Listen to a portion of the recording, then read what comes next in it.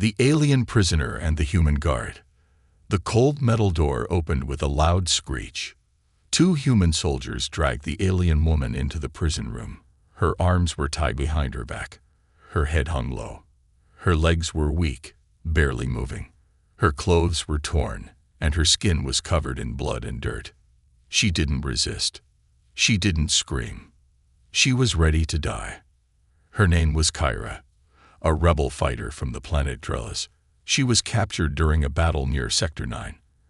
Everyone said humans don't take prisoners. They end them. Fast. Clean. Without mercy. So Kyra waited. Her heart didn't race. She felt nothing.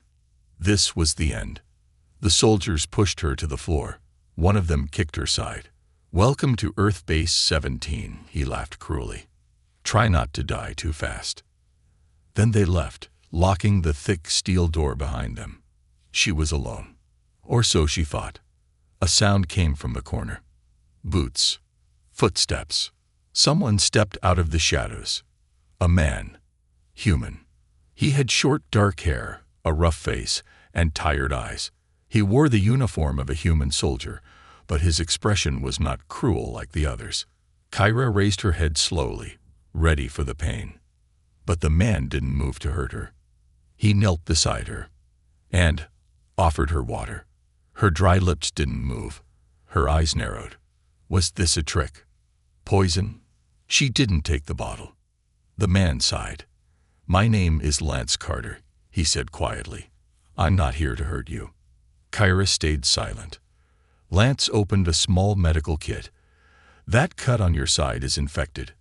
I need to treat it. If you don't want help, say so." Still, she didn't speak. She expected sharp tools, pain, maybe mind control drugs. But instead, his hands were gentle. He cleaned the wound with warm water and wrapped it with clean cloth. She flinched once, but he didn't stop. After a few minutes, he stood up. "You'll be okay," he said, walking back to the corner. "I'll be here in case you change your mind." Then he sat down on a chair and began reading a small notebook. Time passed slowly. The lights hummed above. Kyra lay still on the cold floor, her body aching, her thoughts spinning. Why didn't he hurt her?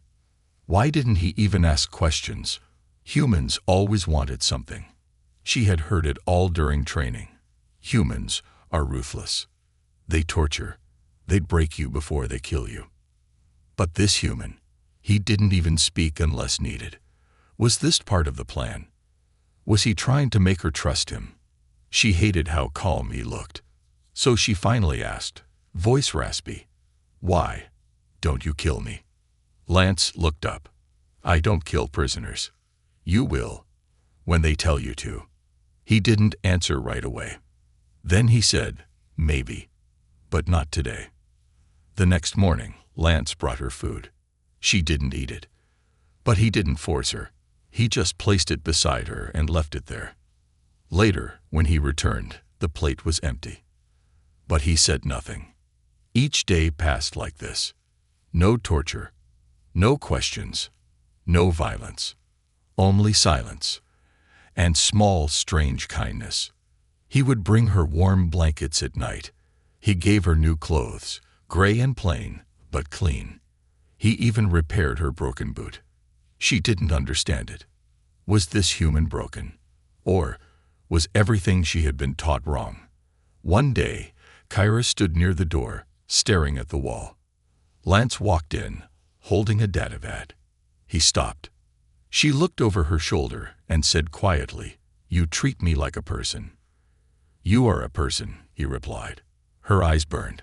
Her voice cracked. "You are the first human to say that to me." Lance looked at her for a long time. Then he said something she never expected. "I lost my brother in the war. He died fighting your kind. For a long time, I hated every Drellin I saw." Kyra held her breath. "But then I saw you," Lance continued, bleeding, shaking, terrified. "And I realized, you looked just like my brother did before he died." Kyra turned away. She didn't want to feel, didn't want to cry, didn't want to hope. But for the first time in her life, she felt safe. And that scared her more than death. The scar behind her back, the nights inside Earth Base 17 were cold and silent. Kyra sat curled up in the far corner of the room, her back against the metal wall, eyes open, staring into nothing. She didn't sleep. She couldn't. Not deeply. Her body remembered too much pain. Her mind stayed alert, listening for footsteps, keys turning in locks, the sound of boots approaching to drag her away. But none came. Just the soft buzz of overhead lights and the quiet presence of the human. Lance Carter.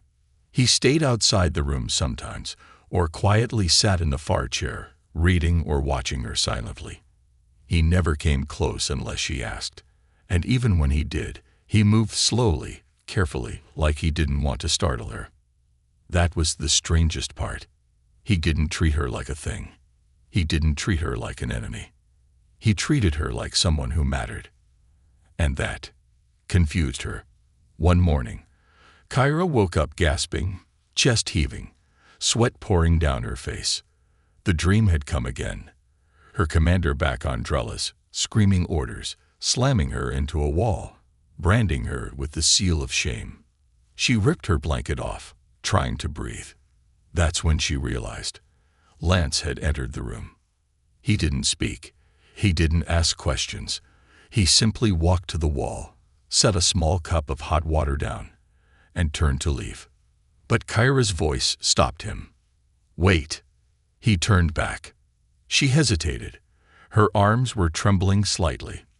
I had a dream, she said, almost too quiet to hear. No, not a dream. A memory. Lance took a step forward, slow and patient. Do you want to talk about it? Kyra looked down. Then she turned her back to him.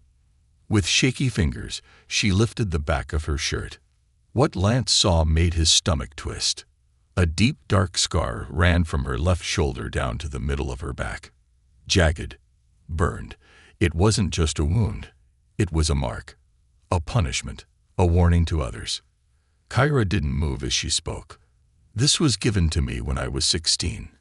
I was too slow during a combat drill. My commander said weakness needed to be punished publicly. They made the younger girls watch as he burned it into me. Lance said nothing. His hands clenched at his sides, fists shaking. Kyra pulled her shirt down again. I didn't cry. Not then. I thought crying would make me weak. But that night, I couldn't stop. Lance took a deep breath. You didn't deserve that. Kyra's eyes widened. She turned to face him. No one, not even her own people, had ever said that to her. For a moment, she saw something in his face. Not pity, not sadness, rage. Not at her. For her. Later that day, Lance sat in his office, hands on his head. He had read the new message from High Command. It had arrived on his private tablet while Kyra slept. Classified order. Alien detainee 213. Execution required. Clear the schedule. No press. No witnesses. Carry out by end of week. He stared at the message for a long time. Then he turned it off. His heart pounded in his chest. He had served the human army for 9 years. He had followed orders in the worst conditions, on frozen moons, burning colonies, poison planets. But this wasn't war. This wasn't duty. This was murder. And he couldn't do it. That night, Kyra noticed the change in him. He didn't speak as much. He didn't look at her the same way. Something was wrong. So she asked, "What happened?" Lance didn't answer. She stood in front of him, her eyes searching his face. "Tell me, please." He finally spoke. "They've ordered your execution." Kyra didn't flinch. She simply nodded. "I expected this." Lance stood, angry. "Why? Why is it normal for you to expect death like it's nothing?" "Because it always comes," Kyra said softly. "And it usually comes from your kind." Lance turned away, jaw clenched. "But you're not like them," she said, her voice quieter now. "Are you?" He closed his eyes. No, I'm not. That evening, while the base slept, Lance walked down the long hallway outside the prison cells. He had removed the security camera memory card earlier. No one would see what he was about to do. He unlocked the door. Kyra stood waiting. He held out a small bag. "Change into these. Quietly. Quickly." She frowned. "What are you doing?" "I'm not letting them kill you." "Why?" He looked into her eyes and answered with something she wasn't ready for. "Because I believe you deserve a life beyond this war." Kyra stared at him. She had never believed in humans, never believed in hope. But now she had to choose. Go with him and risk everything, or stay and wait for the bullet. She nodded once. "I'm ready." Orders from command. Eliminate the prisoner. The air in Earth Base 17 was different that day. Tense, heavy, like the whole building was holding its breath. Soldiers walked with quick steps. Officers whispered in corners. Guards tightened security around the detention area. Kyra could feel it in her bones. Something was coming, but she didn't know it was her own death they were preparing. Lance Carter sat alone in the armory room, staring at the weapon in his hands. It was a standard-issue sidearm. Clean, loaded, cold, and it had her name on it. He had been called into a private meeting earlier that morning. Commander Harrow, a stone-faced man with silver hair and no soul, spoke plainly. "You've been with the prisoner for too long, Carter. I don't care what you think she is. She's an alien. She's a threat. We've gotten word from Central Command. She dies today. No discussion." Lance didn't speak. Harrow added, "You'll do it. In the chamber. Quiet. Clean. No crowd. We'll say she resisted. Make it quick." Then he handed him the gun. The weight of it felt heavier than it should, as if it already knew it didn't belong in his hands. Back in her cell, Kyra sat on the edge of the small bench, listening closely. The footsteps outside were more frequent, heavier. She counted them without even realizing. Then, silence. The kind of silence that feels wrong. Suddenly, the lock on her door clicked. She looked up. Lance walked in. He wasn't carrying food or supplies. He was carrying a weapon. For the first time since they met, his eyes didn't meet hers. Kyra slowly stood up. "You came to do it, didn't you?" she asked, voice calm. Lance froze. He wanted to say no, wanted to say he was here to get her out, but the words caught in his throat. He walked to the far side of the room and sat on the bench, setting the gun between them. And finally, he spoke. "They told me it had to be me. That it would be less messy. That it would look better if you didn't leave this room alive." Kyra didn't move. "I'm supposed to make it quick," he whispered. "They expect you to fight, so they can say it was self-defense." Still, she didn't speak. "Until—" "Well," she said softly, "are you going to kill me?" Lance turned his head toward her. His jaw clenched, his fists shook. "No," he said, "I'm going to save you." Kyra's eyes widened. "But how?" "They think I'll follow orders. I'll play along. Until the right moment. And then—" He picked up the gun, ejected the bullets, and tossed them into the air vent. "Then we run." Outside the room, alarms were being silently prepared. Guards positioned themselves near the gates. 2 armored carriers rolled up near the rear hangar, preparing to move her body. Everything was ready for a death that would never happen. Lance slipped Kyra a stolen officer's jacket and helmet. "Keep your head down. Walk 3 steps behind me. Don't speak." She nodded. He opened the door. The hallway was quiet.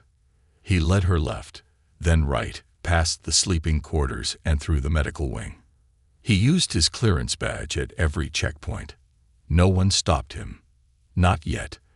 They entered the east tunnel, a rarely used passage that led to the emergency launch bay. Just 20 meters more. But then, "Carter," a voice shouted behind them. He turned. It was Officer Bren. one of the few who actually liked Lance. Bren walked up with a confused frown. "What's going on?" Lance forced a casual smile. "Special order. Moving her to Sector Lab for testing." Harrow signed it. Bren's eyes narrowed at Kyra. "She doesn't look cuffed."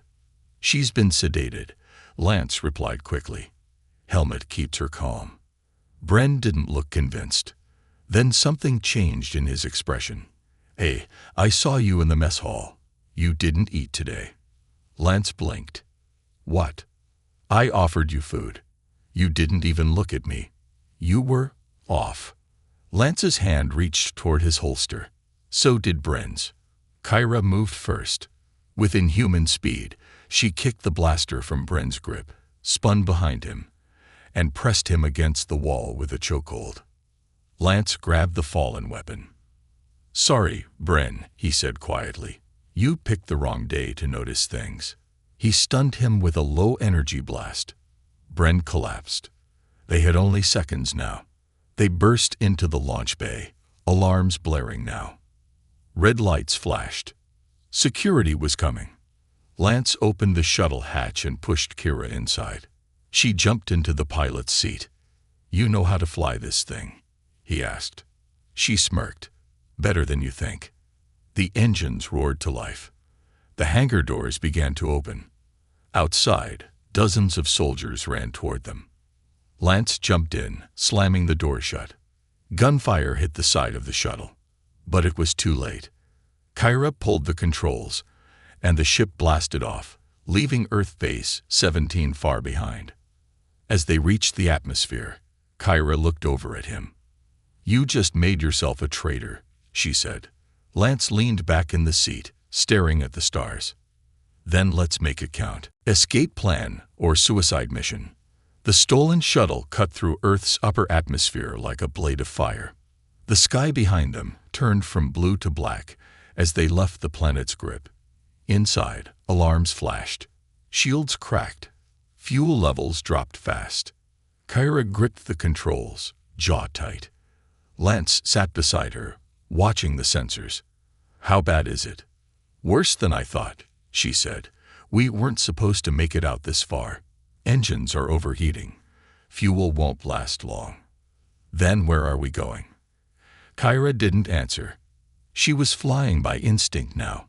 No destination. Just away. Anywhere but back. Behind them, Earth Base 17 had already reported the escape.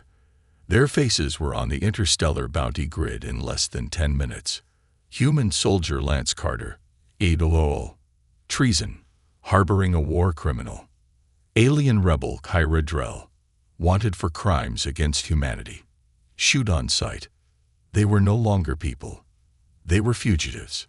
"Okay," Lance said finally. "We need to land. Now. Before we explode."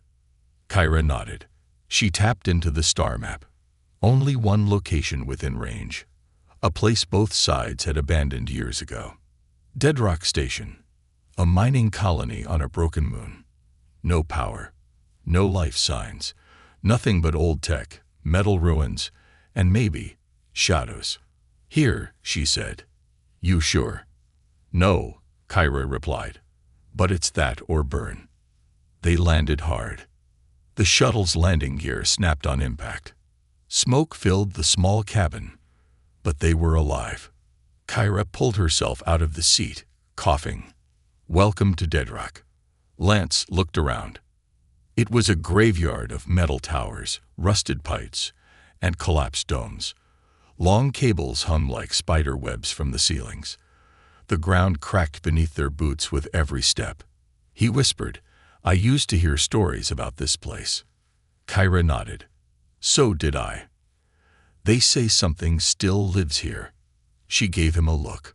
"Do you believe it?" He shrugged. "We just escaped an entire military base with one gun and no plan. At this point, I believe anything." Inside one of the old storage domes, they found what used to be a worker's break room. Broken chairs, empty food packs, and dust-covered screens. But there was power. Faint. Fading. Enough to hide. For now. Kyra collapsed onto the floor, exhausted, her body still healing from old wounds, stress, and space travel. Lance sat beside her, offering water. She took it this time. "Why did you do it?" she asked suddenly. "Why risk everything for me?" He didn't answer right away. Then he said, "Because I saw you." "What do you mean?" "I saw the fear in your eyes the day they brought you in. Not hate, not rage, just pain. You didn't want to fight. You wanted to live." She looked away. "I didn't think humans could understand that," she said. He leaned back against the wall. "Maybe most don't, but I'm not most." That night, Kyra couldn't sleep again. She walked through the empty station corridors with a flashlight, her boots echoing softly. Something about this place felt familiar, not in memory, but in emotion. Forgotten, broken, left behind. Like her, she found a long metal pipe, bent and burned, then a thin rod. She sat on the floor and began bending them gently. Lance found her an hour later, staring at her creation. "What is that?" "A flute," she said softly. "You play?" Kyra smiled faintly. "Used to, before I became a soldier." Lance sat down beside her. "Play something," he said. She raised the metal flute to her lips. A slow, haunting melody filled the room. It wasn't perfect. The sound cracked at times. The notes weren't all clean. But it was beautiful. Raw. Real. A sound that didn't belong in war. When she finished, Lance looked at her differently. Not as a prisoner. Not even as a partner. But as someone human, even if she wasn't. The next morning, their peace ended. A small beacon blinked on the shuttle dashboard. An incoming transmission. Encrypted. From someone on Earth. Kyra narrowed her eyes. It could be a trap. Lance checked the code. "No. This encryption. I know this one. It's from Alina." "Who's Alina?" "A friend. Pilot. She used to run missions with me. If anyone would try to help, it's her." Kyra stepped back. "If we contact her, we risk everything. She might have a ship, supplies, a way off this moon. And if she betrays us..." Lance looked her in the eyes. "Then I'll take the fall. Not you." They sent a short message. "We're alive. Trapped. Need extraction. Trust level 0.9. It was a code between soldiers. It meant, "Help us." But we're watching. Hours passed. Then a reply blinked on the screen. "One chance. Meet at Crater Dock 4. No tricks. Midnight." Kyra read it twice. Lance whispered, "This could be our only way out." Kyra looked at the stars above through a cracked window. She didn't trust this galaxy. But maybe, just maybe, she trusted him. She nodded. "Then let's prepare." Hunted in the stars. The moons of Deadrock were always silent. But tonight, they were holding their breath. Kyra and Lance stood inside the old mining corridor, dressed in patched gear, watching the small blinking light on their handheld tracker. One blink every 5 seconds. Alina was coming. Or someone was pretending to be her. The message said to meet at Crater Dock 4 by midnight. The dock sat at the edge of a giant crater, half collapsed, filled with old cargo containers and broken equipment. Shadows moved strangely in the moonlight.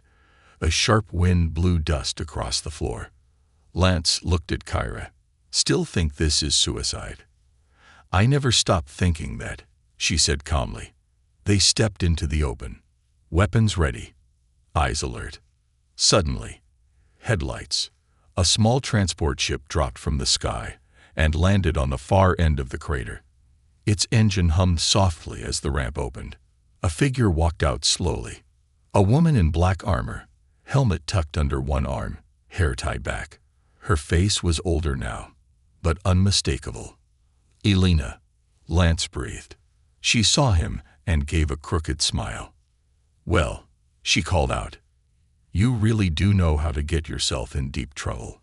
Lance stepped forward, arms up. Not looking for trouble. Just help. Alina's eyes shifted to Kira. The alien, she said flatly. She has a name, Lance replied. Kyra said nothing. Alina walked closer. You're lucky I even answered your call. Do you know how many credits they've put on your head? How many? Too many for most people to say no, she said, then paused. But I'm not most people. They loaded supplies onto Alina's ship quickly.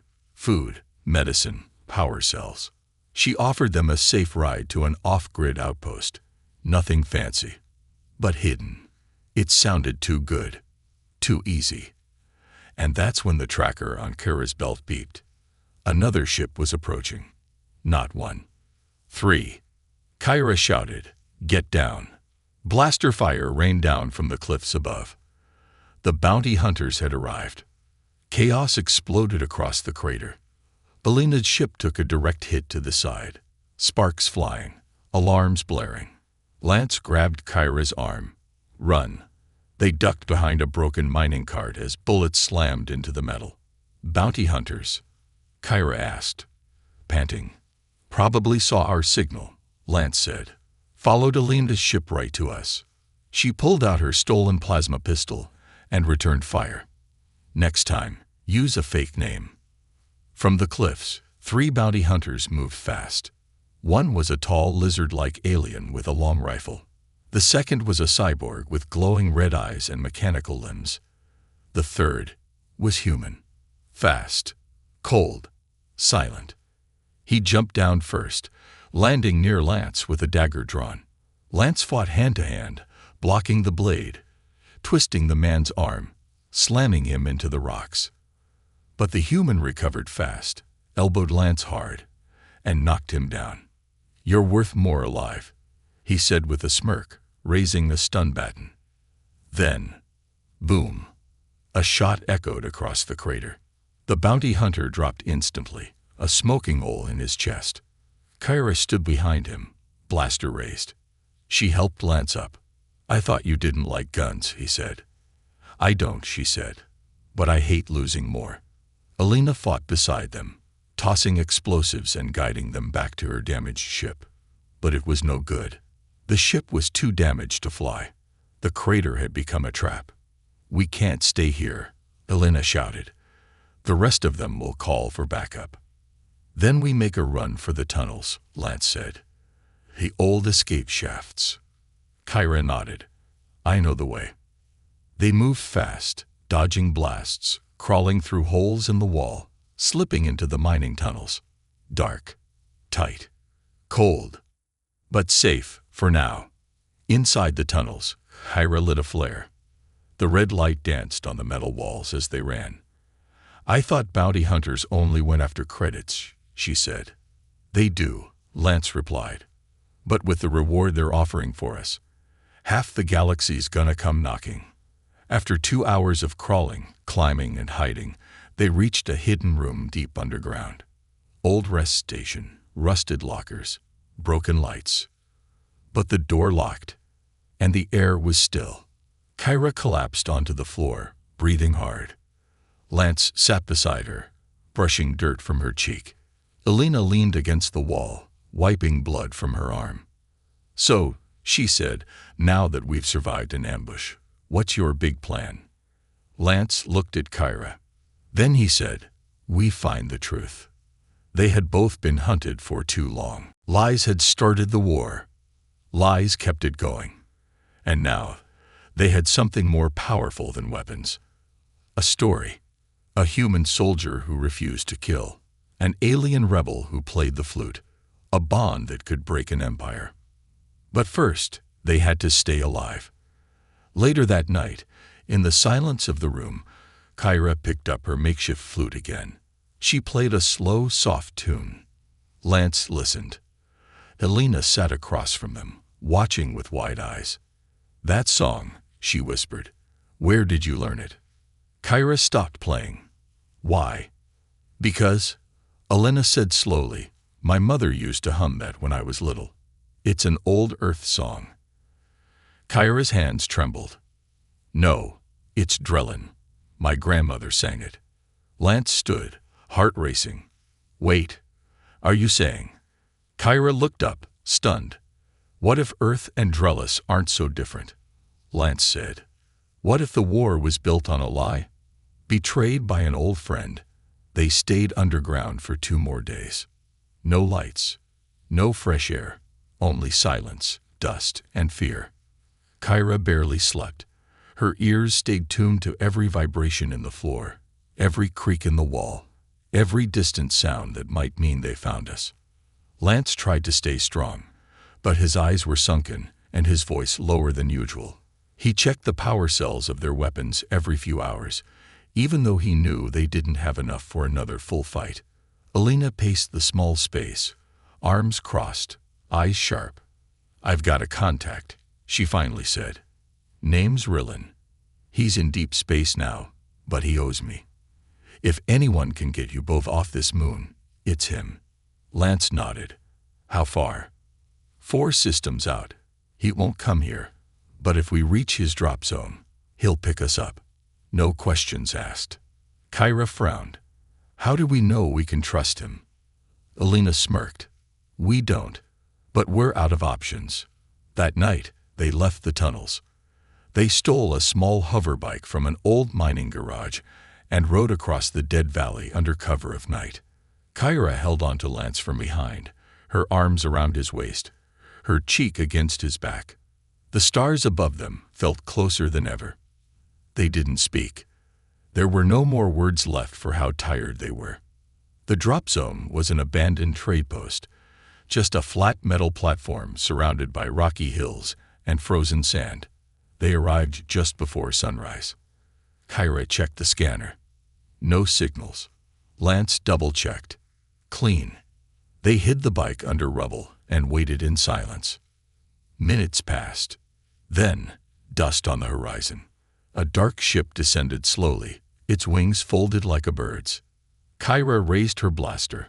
Don't shoot, Alina said. That's him. The ship landed with a soft thud. The ramp lowered. And out walked a man in a long coat, with a beard, cybernetic eyes, and a heavy limp. Rillen. He grinned wide when he saw Alina. You look worse than usual. You owe me, Alina said flatly. He looked at Kyra and Lance. These them? Yeah. He stared at Kyra longer than necessary, then nodded. Let's go. Inside the ship, it was quiet and cold. Rillen showed them a small back cabin with beds and sealed doors. You can hide here until we jump. Once we're past the second ring, no one can track you. Lance nodded. Thank you. Rillen shrugged. I don't do this for free. You'll be paid, Alina promised.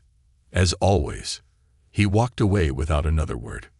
Kyra sat on the edge of the bed. Lance leaned against the doorframe. You trust him? She asked.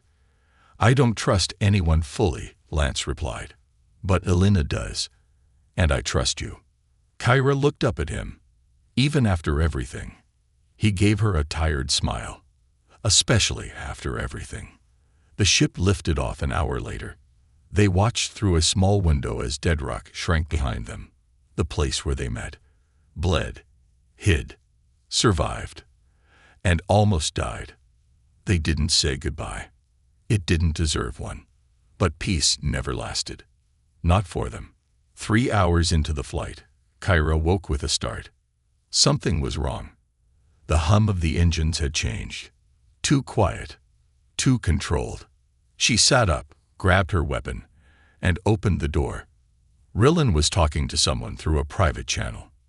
Yes, I got them. The alien and the human. No, they don't know. Yes. Full bounty. I'll be at the trade station in 2 hours. Send backup if needed. Kyra's heart stopped. He sold them out. She backed away, breath shaking, and returned to the cabin. Lance was already awake. She whispered, He's calling the bounty office. He's turning us in. Lance's eyes hardened. I knew he looked too happy to help. Alina walked in behind them. What? Kyra spun. Your friend. He's a traitor. Alina swore under her breath. I'll handle it. No, Kyra said. This time, we all do. They made a quick plan. Lance disabled the engine controls. Belina locked the cockpit. Kyra crept into the hallway and waited. When Rillin walked out of the comms room, she was waiting. He reached for his weapon, too slow. Kyra kicked it away and slammed him into the wall. "You were going to sell us," she growled. He laughed. "Of course I was. You're worth more than some planets." Lance walked up beside her. "You don't deserve to fly." Belina raised her own weapon. "You owe me. Now I'm collecting." She fired. The stun blast knocked Rillin cold.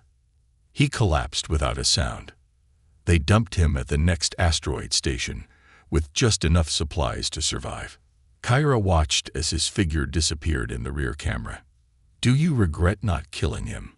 Lance asked. She shook her head. "No. Let him live with the shame." Once they were clear, Alina rerouted the ship and opened a secret channel. "I know someone else. No bounty. No tricks." Kyra raised an eyebrow. "Another friend." "No," Alina said. "Family."